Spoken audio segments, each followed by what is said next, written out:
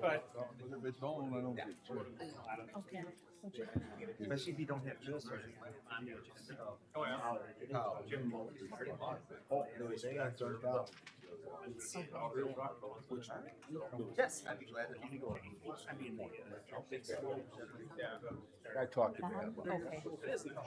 I could make it.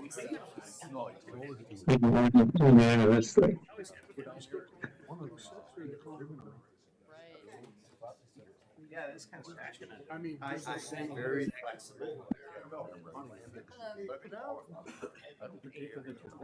That has been pretty much all their do they have anything else going on? to put all investment in. They do. So, to me, that's the way. Way this for them to clean up their own. No. It's here. Do it all again. That to me is the best way of doing it. That makes sense. There you are. 2 minutes. It's 7 o'clock. We'll call this meeting to order. Roll call by the county clerk. We have 28 present and 2 absent. Thank you. Pledge of Allegiance. Mr. Tracy, could you lead us tonight? Do. I pledge allegiance to the flag of the United States of America and to the republic for which it stands, one nation, under God, indivisible, with liberty and justice for all. Take them second. Thank you. Please be seated. We're in compliance with open meetings law, Mr. Administrator. We are, Mr. Chair. Thank you. I'll entertain a motion to approve the agenda or move things around as your desire. Make a motion to approve as printed. Approved by, do I have a second? Supervisor Trevor Heights, his second. All in favor, say aye. Aye. Opposed? Hearing none, the agenda is approved. Approval of the January 14th, 2025 meeting minutes. Supervisor Winnicky. Yes, I would move approval of the January 14th, 2025 minute meetings as corrected as follows. At the bottom of page 4, amend the official zoning map of Jefferson County as follows to show motion by Supervisor Jekyll, second by Supervisor Paulson. Thank you. I move approval. Do I have a second? Supervisor Paulson with a second. Any additions, discussion? Seeing none, all in favor of approval of the minutes, say aye. Aye. Opposed? Hearing none, the minutes are approved. Communications, Audrey. You have the notice of public hearing for planning and zoning, which is February 20th, 2025 at 7 p.m. You should also find the treasurer's monthly report.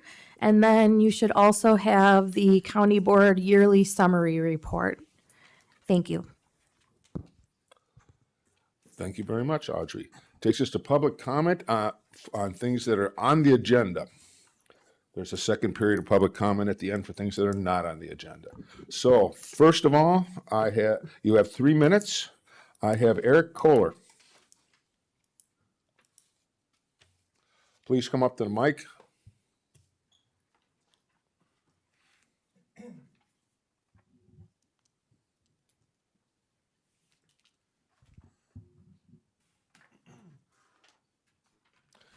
Yes, give your name and address. My name is Eric Kohler. My address is 327 East Clay Street in Whitewater. But I represent the Boathouse of Lake Country. And we're here kind of going for rezoning on a parcel of land for our storage operation. It's been about 10 years since our last conditional use permit, which allowed us to build our existing buildings. And we've been working, obviously, to grow our business and expand, which is kind of our next step to build some next buildings. We're trying to be good neighbors and work with the community, as well as run a business that employs many families throughout the local area. To address some of the concerns that we've heard over the last couple of weeks, there is some comments regarding additional trees being needed to maintain a better kind of perimeter wall.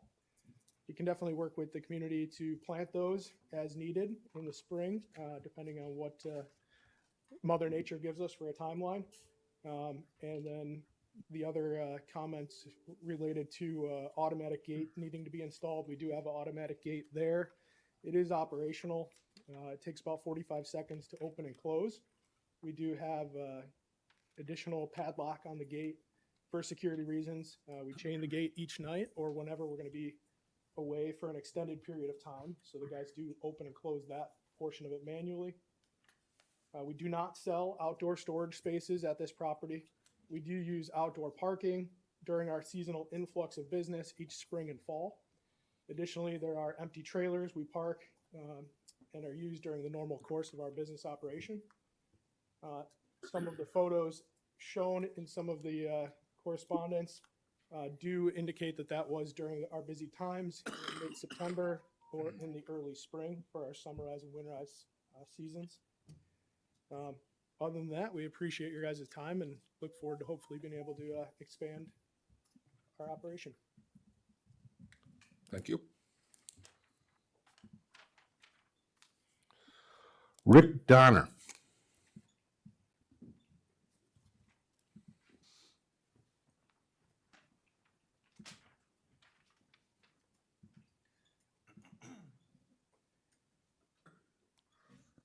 Good evening. My name is Richard Donner, 1000 North of Water Street, Milwaukee, Wisconsin. I'm the attorney for the applicant, the Boathouse. Thank you for the opportunity to speak with you today. It has taken us years to get to tonight's hearing. The Boathouse rezone application was submitted in November of 2021. And the concerns of the opponents that have been submitted, or the complaints that have been submitted, have been previously raised at a Town of Concord Plan Commission hearing on December 22nd, 2021, a Concord Town Board hearing on January 10th, 2022, at which time the Town Board voted to approve the rezone, at a public hearing before the County Planning and Zoning Committee on February 17th, 2022, at a County Zoning Committee hearing on February 28th, 2022, at which time the matter was tabled for 1 month to allow the opponent's concerns to be investigated. And again, at a zoning committee hearing on March 28th, 2022, at which time the committee voted unanimously to recommend approval of the Boathouse's rezone application. On April 19th, 2022, this body voted to approve the rezone. After this board's approval, the town board did not exercise its right to veto the county's decision. On October 14th, 2022, the opponents filed a lawsuit against the county in an attempt to overturn the county's decision. After extensive court proceedings on October 17th, 2024, the Court of Appeals remanded the matter back to the county board to correct a procedural issue. To clarify, the court did not void the county's decision or Boathouse's application, and specifically rejected the opponent's argument that a remand to the county board would be futile. This application is before you again today, not because of any action or inaction of the Boathouse. It is to cure a procedural issue regarding how the county documented its original decision. Per the court's order, the zoning committee took up the application again on January 27th, 2025, and again voted unanimously to recommend approval. It was only after the zoning committee recommended approval did the opponent's complaints restart. The components' concerns have been thoroughly vetted over years by both the Town of Concord and the Jefferson County zoning approval process. The Boathouse has been operating at the adjacent site, their existing facility, for approximately 10 years. The Boathouse is asking the board to listen to the elected Town of Concord Board and Jefferson County Zoning Committee and again approve the rezone. There's a due process issue here as well that I'd like to point out, and a lot of these complaints argue there has been no citations issued. And the Boathouse, as Eric mentioned, or who spoke right before me, is happy to work with the county to address any concerns that have popped up. But again, these are fairly recent concerns that have come to the attention of the Boathouse. Mr. Kohler from the Boathouse is here and will be able to answer operational questions when this matter comes up. And I would just like to say that the Boathouse is very proud of this project and looks forward to furthering its investment in the Town of Concord and Jefferson County community. Thank you for your time. Thank you. Sally Williams.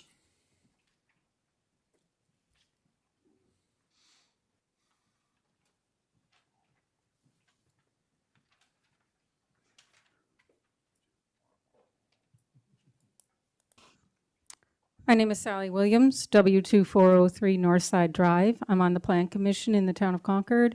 I'm also addressing the boathouse issue. This is petition R4379A-22. It's included in agenda on number 14 in your packet, but this is a unique situation and should be considered independently. The county board voted in favor of this 3 years ago, but after litigation, the court did in fact find that the rezoning was invalid, yes, due to procedural issues. They had been asked to rule on the consistency with the town and county plans, but they could not do so because of the procedural issues. The county had never made any findings as to its consistency. At the January 27th Planning and Zoning meeting, the petition was brought for reconsideration. Again, the county did not follow proper procedure. The request had been invalidated and so should start over. And it was not sent to the town first for the recommendation, which is the beginning of the rezone process. At the meeting, committee members were informed that all concerns brought up at public hearing 3 years ago had been resolved and that there were no formal complaints against the boathouse. Well, there were many complaints against the boathouse 3 years ago, and there has been no attempt by the zoning office or the boathouse to ensure the resolution. There's no required green screen. There's no landscaping, which was promised. Trailers are consistently stored outside all year long, not just seasonally. The lighting is too bright for residential setting, and the traffic situation is particularly dangerous. They're consistently parking their boats on the road, waiting to get into the lot. Had the petition been sent to the town for recommendation as is prescribed, the county would have known these issues hadn't been corrected. Also, if they had done the usual site inspection, they would have observed this for themselves. As far as no formal complaints, there were many 3 years ago that remain unresolved. The issue has been in litigation since then. There was no notice given to the town or to neighboring residents that the petition was to be reconsidered by planning and zoning, and there was no public hearing. I would ask that the county board refrain from considering the petition until it has gone through the proper procedures and public hearings. If you choose to vote on the petition, I ask that you vote against it. The business has never been a good neighbor. They misrepresented their business model to the town right from the start and made no attempt to remedy neighbors' concerns. The proposal is not consistent with an honest reading of the town plan or with the county's own land use plan. I would like to make a final point that in March of 2022, the County Planning and Zoning Committee decided that a vote of a town board would be taken as consistency with the town plan. This position was taken even though the committee was aware that the two town supervisors who voted in favor of the rezoning admitted at the town meeting that it was inconsistent with their town plan. They made no secret of the fact that their vote was made to help friends who were in financial difficulty. Page 31 of the county plan states that in regard to rezoning out of A1, the following must be true, and quote, the rezoning is consistent with applicable town and county comprehensive plan. The county can't shirk that requirement simply because the town did. Thank you. Kimberly Miller.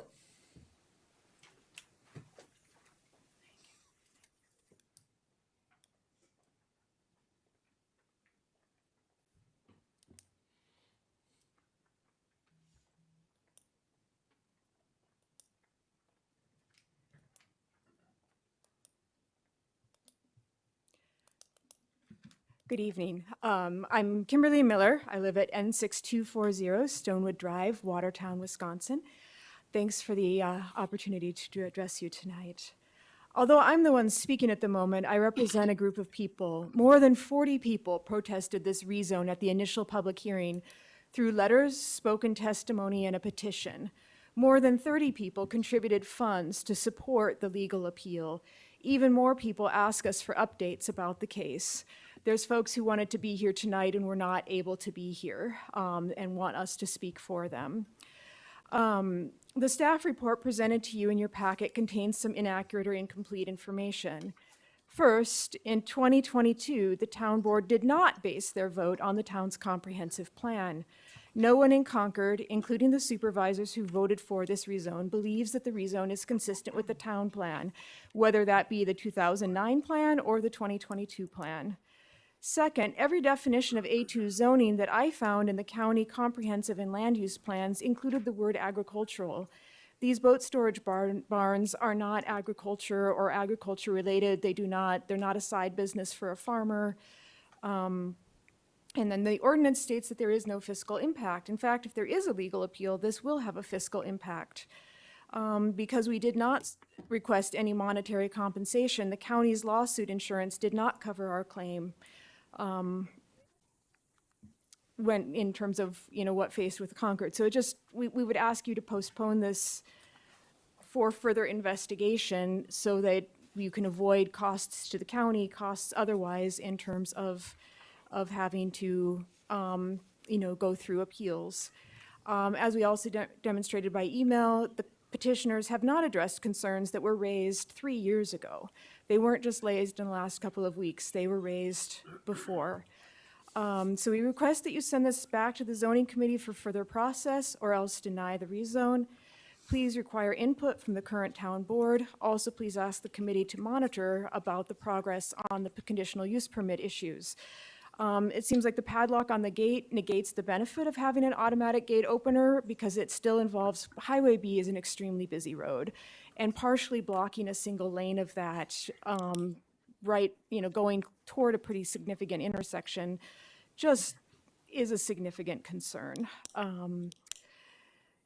Thank you for your attention. Martin Purpey?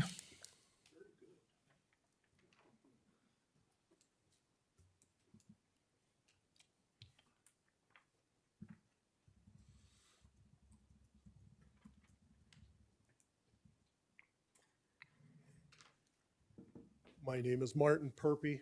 I live at N6203 Sunset Road, Watertown. Thank you for your time. I wish I could come up here and present my case as eloquently as the previous two ladies have done. I can't. I have questions. I've been through this whole process. I've followed it all the way along. I don't understand how this can go through the court process twice and then we're back here again. So if we can reconsider what's going on here, I would truly appreciate it. And once again, thank you for your time. And Dale Conley.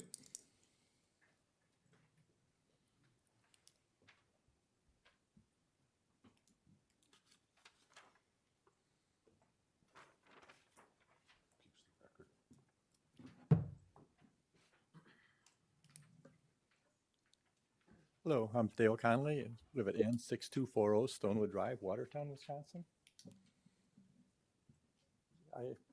You are being asked to vote on second time on agenda item R4379A-22, Boathouse Concord Real Estate LLC, which would take farmland out of Farmland Preservation Program for commercial board storage in Concord. For the last 3 years, this rezoning has been in two courts. The state farmland preservation law required certain criteria to be met before land can be moved from the program. The county argued that they didn't have to follow the state law. The circuit court and the appellate court both disagreed. They said the county does have to follow the law. Thousands of dollars later in the legal expenses, we are here again. This time, I think the court will be going through the details of the law against the county's claims. The county has several legal challenges. Here's an example. Matt stated at the county zoning meeting, this taking of land out of farmland preservation was in accordance with both the county plan, excuse me, and the county town plans. This is not true. The courts will have the transcripts of Matt's statements. Excuse me. Back in 2022, this rezone first came before the county zoning committee. Steve Nass noted that the two members of the Concord Town Board voted they would approve the rezone, but the vote contradicted the Concord Town Plan. This was discussed as being a town problem, and the zoning committee voted to send the item back to the town to be fixed.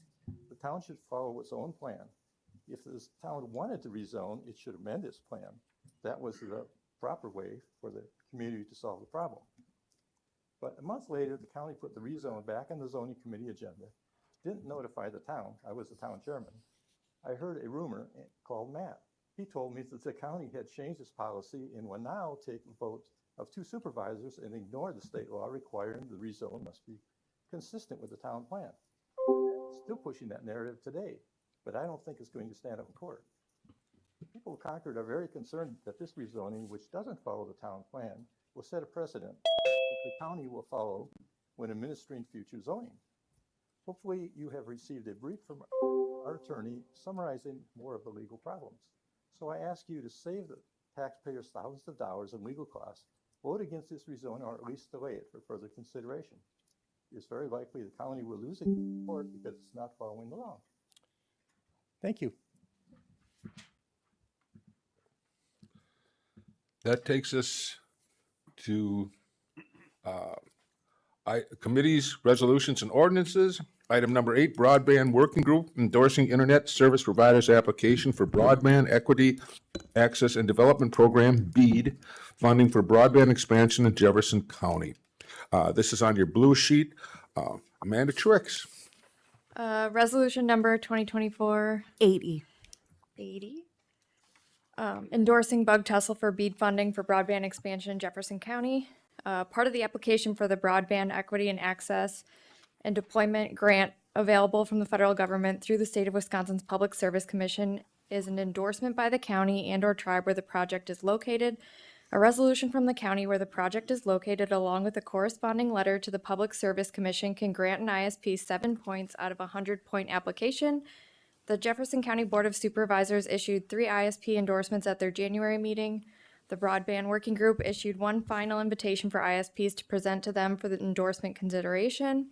At their meeting on February 7th, 2025, the Broadband Working Group voted to endorse Bug Tussle in their application for BEAD funding and recommended advancing this to the full County Board of Supervisors for approval. There's no fiscal impact, and I move for approval. Second. Moved by Supervisor Truitt. Who is the second? Second by Supervisor Paulson. Questions, discussions? So this is just a fourth. Mr. Morse? So this is just a fourth endorsement? Correct. Okay. Any other questions, discussion? Seeing none, all in favor say aye. Opposed? Motion passes. Item 9, Executive Committee, ordinance adopting and enacting a new code for Jefferson County, Wisconsin, providing for the repeal of certain ordinances not included therein, providing a penalty for the violation thereof, providing for the manner in amending such code, and providing when such code and this ordinance shall become effective. Supervisor Winnicke. Okay, ordinance number 2024-81. 19. 19. Where did I get 81? Executive summary. Codification is the process of compiling, consolidating, and organizing existing ordinances into a single structured code for easy reference and access by the public. Currently, Jefferson County has over 50 individual general ordinances with distinct formats and numbering systems. With the assistance of Civic Plus LLC, Jefferson County staff have been working to codify existing Jefferson County ordinances into a single systematic code to improve efficiency and transparency for the public. This process has involved reviewing all existing ordinances and editing both for internal consistency and consistency with current state law. The Jefferson County Court of Ordinances is now ready for adoption. By enacting this code, prior versions of ordinances that are reproduced in the codification will be repealed and replaced. A copy of the Court of Ordinances is available, is available for public inspection in the county clerk's office, and I believe there are a couple bound copies in the back of the room as well. Following the adoption of the code, it will also be made available via an online platform hosted by Civic Plus, which will be linked to our website. As new ordinances are passed, the code will be regularly updated with amendments and supplements. This ordinance adopts the Jefferson County Code of Ordinances as the official set of local laws. The Executive Committee considered this ordinance at its meeting on January 29th and recommended forwarding it to the County Board for approval. Mr. Chair, I move for passage. Moved by Supervisor Winnicke. Do I have a second? Second by Supervisor Paulson. Questions, discussion? If you want to read them, it's about this thick and it's sitting in the back. Any questions, discussion? Seeing none, all in favor say aye. Aye. Aye. Aye. Opposed? Hearing none, the ordinance is adopted.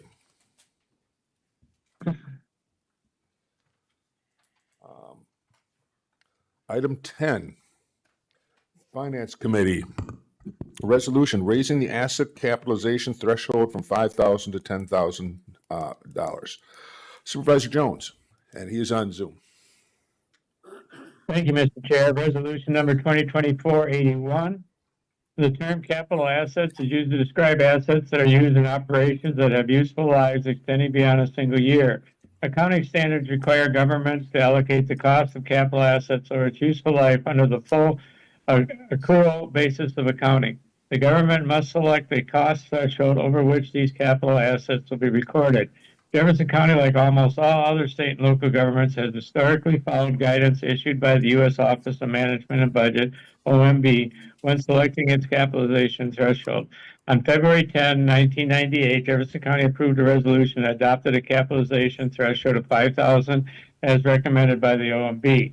Effective October 1, 2024, the OMB recommended the capitalization threshold has risen from $5,000 to $10,000.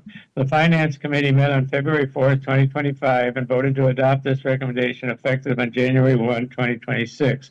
This allows the county adequate time to communicate this change for the 2026 budget process. Fiscal note, increasing the capitalization threshold will increase the county's operating budget and reduce the capital budget. Traditional methods for funding the capital budget have been tax levy related to net new construction, debt issuance, and carry forward funds.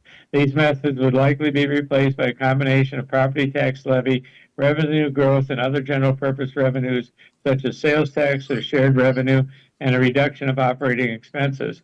Capital requests funded by general purpose revenue for items with a cost between $5,000 and $10,000 were $34,500 for 2025, $44,927 for 2024, and $14,800 for 2023. Mr. Chair, I move for passage of this resolution. Moved by Supervisor Jones, second by Supervisor Jekyll. Questions, discussion? Seeing none, all in favor say aye. Aye. Aye. Aye. Opposed? Hearing none, the resolution passes. Takes us to the second resolution, denying claim for damages by Charter Spectrum. Supervisor Jones.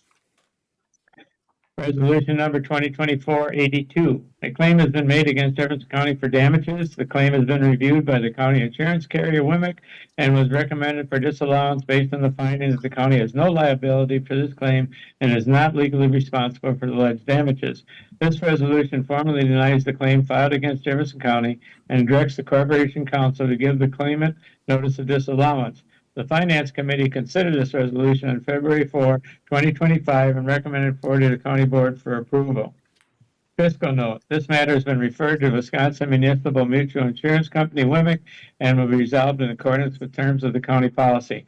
Mr. Chair, I move for passage of this resolution. Moved by Supervisor Jones. Do I have a second? Second by Supervisor Jekyll. Questions? Discussion? Seeing none, all in favor say aye. Aye. Aye. Aye. Opposed? Hearing none, passes. Item 11, Human Resources Committee, resolution addressing leadership restructuring and staffing adjustments in Jefferson County Sheriff's Office. Supervisor Brogler. Resolution number 2024-83. The Jefferson County Sheriff's Office is undergoing a series of leadership transitions following recent retirements and appointments. This resolution addresses funding and structural adjustments to ensure operational continuity while acknowledging necessary role modification. Specifically, upon the retirement of the chief deputy's position will be unfunded and the undersheriff position will be funded at 1.0 full-time E. Additionally, the jail captain's position title will be changed to jail administrator captain to better reflect its responsibilities. To facilitate a smoother transition, there will be an overlap period of up to 3 months or until the chief deputy retires, whichever is sooner, allowing cross-training among the chief deputy, undersheriff, and the newly hired jail administrator captain. The Human Resource Committee considered this resolution at its meeting on January 21st, 2025, and the Finance Committee considered this resolution at their meetings on January 7th, 2025, and February 4th, 2025. Both committees recommended forwarding this to the County Board for approval. Fiscal note. The jail administrator captain's position is currently vacant, and funding for this position is being applied to the undersheriff's position. Once the jail administrator captain position is filled, funding to overlap the undersheriff and the chief deputy positions will come from benefits budgeted for unfilled deputy positions, of which there are currently 16. Upon the retirement of the current chief deputy, the chief deputy's position will be unfunded, and the undersheriff's position will be funded at 1.0 full-time within the existent budget. If further adjustments to the funding structure are required, additional approval from the county board will be sought to ensure alignment with budgetary constraints and operational needs. This is a budget amendment. County board approval requires 2/3 vote of the entire membership of the county board, 20 of the 30 county board. I move for passage. Moved by Supervisor Brogler. Do I have a second? Second by Supervisor Cowan. Questions, discussion? The sheriff is here if you have any questions. Seeing none, this takes a 2/3 vote. You'll need to vote on your tablets.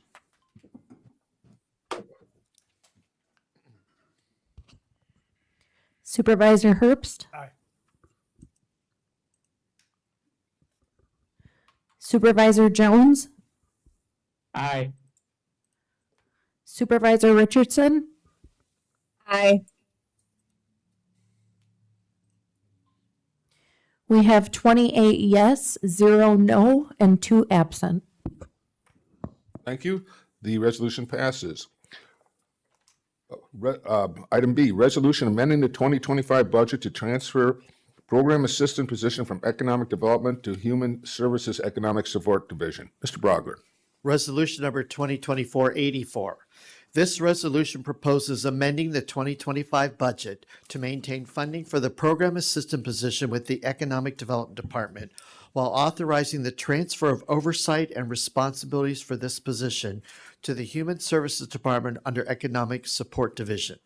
This adjustment aims to align the position's responsibilities, including HUD counseling and financial empowerment center initiatives, with the operational structure of the Economic Support Division. Funding this position will remain within the Economic Development budget. This resolution was supported by the Human Resources Committee at their meeting on January 21st, 2025, and is forwarded to the County Board for approval.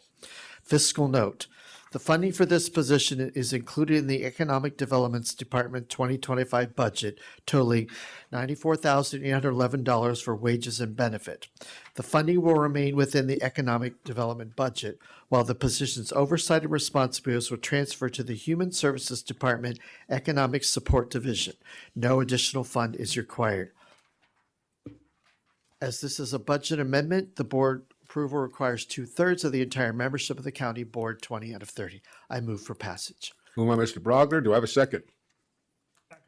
Second by Supervisor Herbst. Questions, discussion? Seeing none, please vote on your tablet. Supervisor Jones? Aye. Supervisor Richardson? Aye. Supervisor Herbst? Aye. We have 28 yes, 0 no, 2 absent. Thank you. The resolution passes. Resolution creating a full-time human service professional 1 in the Behavioral Health Division at Human Services. Mr. Jones, or Mr. Brogler, excuse me.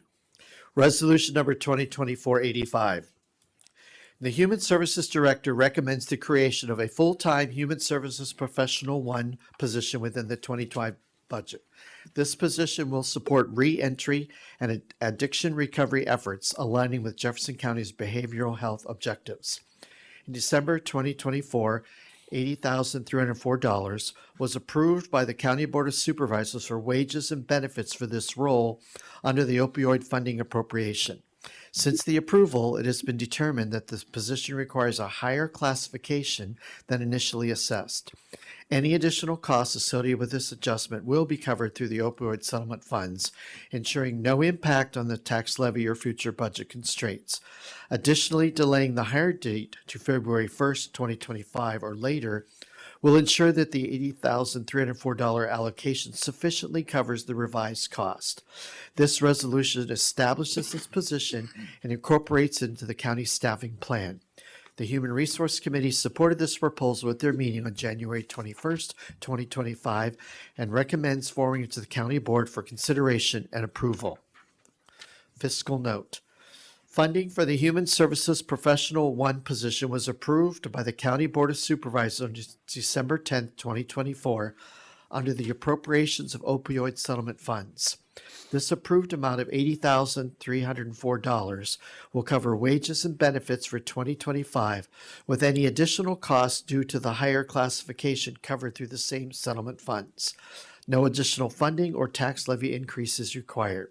This is a budget amendment. County Board approval requires a 2/3 votes of the entire County Board, 20 of 30. I recommend passage. Moved by Mr. Brogler, second by Mr. Paulson. Questions? Discussion? Seeing none, please vote on your tablet. Supervisor Jones? Aye. Supervisor Richardson? Aye. Supervisor Herbst? Aye. 28 yes, 0 no, 2 absent.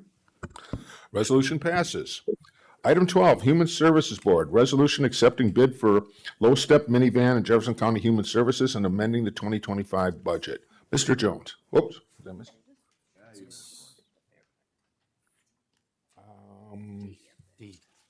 I don't have it on my agenda.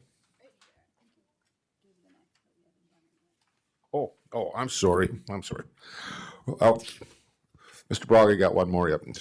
Resolution eliminating 2 filled seasonal on-site caretaker positions and creating a part-time buildings and grounds worker role at Jefferson County Fair Park. Resolution number 2024-86. The Jefferson County Fair Park Director has recommended changes to the staffing structure at the Fair Park. Based on operational needs and staffing efficiencies observed during the 2024 season, the director proposes eliminating 2 seasonal on-site caretaker positions and adding a 19-hour per week part-time building and grounds worker maintenance 1, grade 2 position. This change is cost neutral and aims to enhance operational flexibility, reduce redundancy, and better align staffing resources with the demands of the Fair Park's events and operations.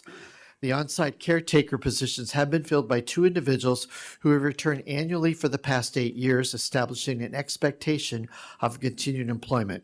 Consequently, this change would be considered a layoff. This resolution eliminates the 2 seasonal caretaker positions and creates a part-time building grounds worker 1 position at the Fair Park.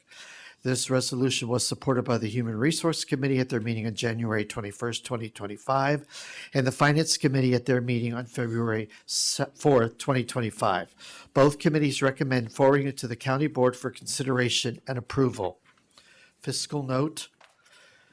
The elimination of 2 seasonal on-site caretaker positions and the creation of a 19-hour per week part-time building and grounds worker maintenance 1, grade 2 position results in a cost-neutral adjustment. However, potential unemployment insurance costs are estimated at $4,000 per individual for a total of $8,000 for the first year.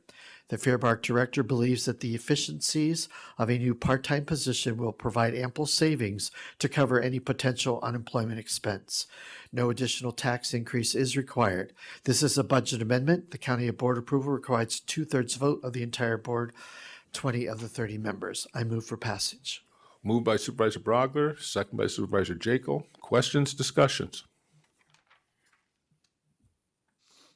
Seeing none, please vote on your tablet.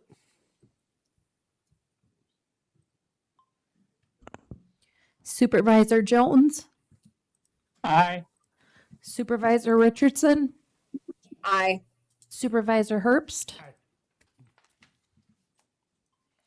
We have 28 yes, 0 no, 2 absent. The resolution passes. Now,